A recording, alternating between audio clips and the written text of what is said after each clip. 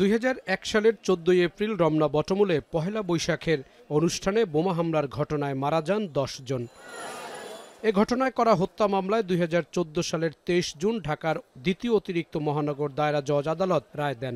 রায়ে মুফতি হান্নান সহ ৮ জনের বিরুদ্ধে মৃত্যুদণ্ড এবং ৬ জনের যাবজ্জীবন কারাদণ্ড দেয়া হয়। মুফতি হান্নান ছাড়া মৃত্যুদণ্ডপ্রাপ্ত অন্য আসামিরা হলেন আকবর হোসেন, আরিফ হাসান, সাবেক উপমন্ত্রী আব্দুস সালাম পিন্টুর ভাই মাওলানা তাজউদ্দিন, হাফেজ জাহাঙ্গীর আলম বদর, আবু বকর, আব্দুল হাই ও শফিকুর রহমান। তবে সিলেটের গ্রেনেড হামলা মামলায় ইতোমধ্যেই মুফতি হান্নানের মৃত্যুদণ্ড কার্যকর করা হয়েছে।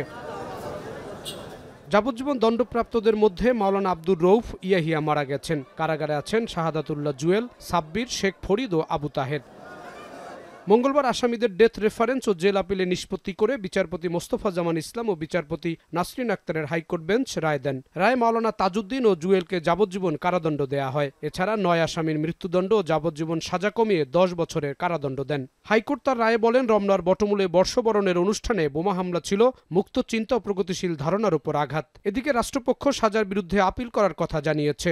যে এই হত্যাকাণ্ডটি এগেইনস্ট হিউম্যানিটির একটি ঘটনা, এটি মানবিক যে মূল্যবোধ, মানবিক যে চেতনা, তার বিরুদ্ধে একটি হত্যাকাণ্ড।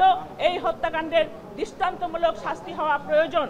আদালত তার অবজারভেশনেও বলেছেন যে এটি একটি মানবিকতার বিরুদ্ধে হত্যাকাণ্ড এবং ক্রাইম। আসামিদের বিরুদ্ধে পর্যাপ্ত তথ্য প্রমাণ না পেলেও নৈতিক কারণে দণ্ড দেয়া হয়েছে, তাই এই সাজা যথাযথ নয় বলে মনে করেন আসামি পক্ষ। আমাদের আইন কানুনের সামান্য নলেজ অনুযায়ী আমরা মনে করি হাইকোর্টের এই রায়টি সঠিক হয় নাই। হয়তো লিগ্যাল এভিডেন্স না পেয়ে মাননীয় হাইকোর্ট বিভাগ নৈতিকভাবে সাজা দিয়েছেন, আইনের দৃষ্টিকোণ থেকে সাক্ষ্য প্রমাণের ভিত্তিতে নয়।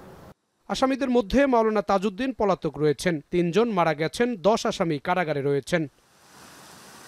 জাহিদ হাসান, এখন, ঢাকা। সানবিট সব দিবে সামাল। সানবিট ম্যাজিক প্রেস ডিশওয়াশিং এর মাথা ঘোরানো সলিউশন।